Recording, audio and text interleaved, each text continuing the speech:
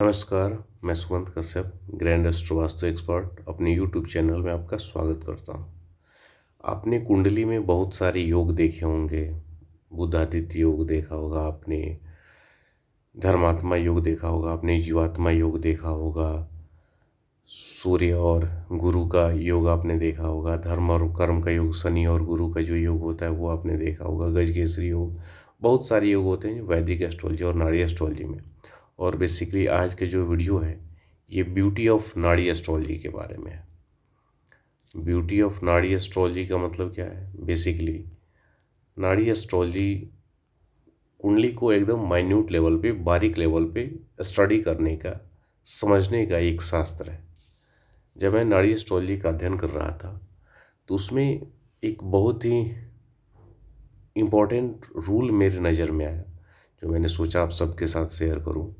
Rule ये है, आपकी कुंडली में कितने भी अच्छे योग बने हुए हों, जो भी योग आपके हिसाब से बहुत बेस्ट है, शनि और शुक्र का योग है, शुक्र और गुरु का योग है, गुरु और शनि का योग है, गुरु शुक्र का योग है, ऐसे जो भी योग आपके दिमाग में लगता है और वो आपको लगता है कि बहुत ही बेनिफिशियल है, फ्रूटफुल है, लेकिन आपको उसका रिजल्ट नहीं मिल रहा है, तो उसके पीछे एक रीज़न चंद्रमा होता है। बेसिकली किसी भी योग का नाड़ी एस्ट्रोलॉजी के अकॉर्डिंग उसका फ्रक्टिफिकेशन यानी उसका जो लाभ मिल रहा है वो डिपेंड करता है चंद्रमा पे।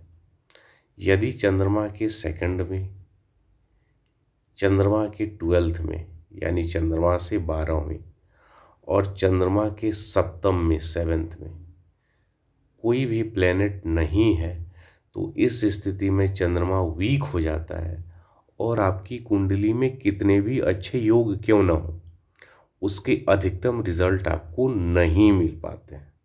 सबसे बड़ी समस्या ये होती है। अब यहाँ पे जो लोग आप में से नाड़ी जानते होंगे उनको पता होगा कि राशियाँ जो ट्राइन में होती हैं उसमें आने वाले प्लेनेट कंजंक्शन में ही माने जाते हैं। जैसे 3, 7, 11 राशियाँ एक दूसरे के ट्राइन में आती हैं, तो इनमें जो ग्रह आते हैं वो युति यानी कंजंक्शन में ही माने जाते हैं। लेकिन इस रूल में उसको हम काउंट नहीं करेंगे। यानी हम जो रूल मैंने अभी आपको बताया कि चंद्रमा के दूसरे, चंद्रमा के 12वें और चंद्रमा के सप्तम में कोई भी ग्रह नहीं होना, तो इसमें आप ये काउंट नहीं कर लेंगे कि चंद्रमा के ट्राइन में तो शनि या सूर्य है, तो ट्राइन हमें नहीं लेना है। चंद्रमा के 2, 12 और 7 तीनों जगह यदि खाली है तो ये कुंडली बहुत ही वीक हो गई और इसके जो अच्छे योग हैं वो जातक को उसका रिजल्ट मिलना काफ़ी मुश्किल हो जाता है। इसमें से तीनों में किसी भी एक जगह पे कोई प्लेनेट आ जाता है और ख़ासकर उसका शुभ ग्रह आ जाता है, तो वो उसके लिए बहुत ही बेनिफिशियल हो जाता है। अब आपके दिमाग में आ सकती है कि इसके लिए क्या रेमेडी करें, क्योंकि ये समस्या तो हो गई। तो इस केस में जो 1, 5, 9 नंबर राशि है ये ईस्ट डायरेक्शन को बताती है। 2, 6, 10 नंबर जो राशि है ये साउथ को बताती है। 3, 7, 11 वेस्ट को बताती है और 4, 8, 12 नॉर्थ को बताती है। तो बेसिकली चंद्रमा के सप्तम में जो राशि है, जैसे कि यहाँ है 5, तो इस 5 नंबर राशि यानी ईस्ट में गुरु की कोई भी वस्तु रख दीजिए। गुरु यानी किसी भगवान की फ़ोटो हो गई, चने की दाल हो गई, गोल्ड ज्वेलरी हो गई या येलो कलर की लाइट हो गई, ऐसा कुछ भी वहाँ रख देंगे तो काफ़ी हद तक आपको रिज़ल्ट मिल जाएगा। यदि आपके पास 16 दिशाओं से संबंधित मैप है तो फिर उसके अकॉर्डिंग उस पार्टिकुलर जोन में भी आप रख के रिज़ल्ट को ले सकते हैं। ये नाड़ी वास्तु का कॉन्सेप्ट है।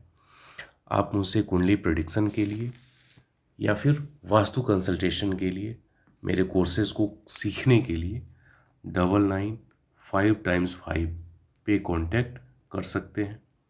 ये मेरा व्हाट्सअप नंबर है। कुंडली विश्लेषण का चार्ज 3200 रुपये होता है। ऑनलाइन वास्तु का चार्ज 15,000 रुपये होता है। इसके लिए आवश्यक है कि आपके पास आपके घर का मैप हो।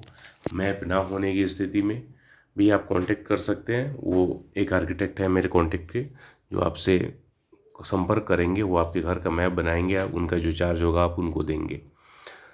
बेसिकली मैं जो 15,000 रुपये आपसे लूँगा, इसमें आपके घर का वास्तु, एस्ट्रो वास्तु, इनर्जी वास्तु, इससे संबंधित जो नियम है इसके आधार पर आपकी समस्या के समाधान के लिए मैं वास्तु करता हूँ। उम्मीद है आपको ये वीडियो समझ में आया होगा। धन्यवाद।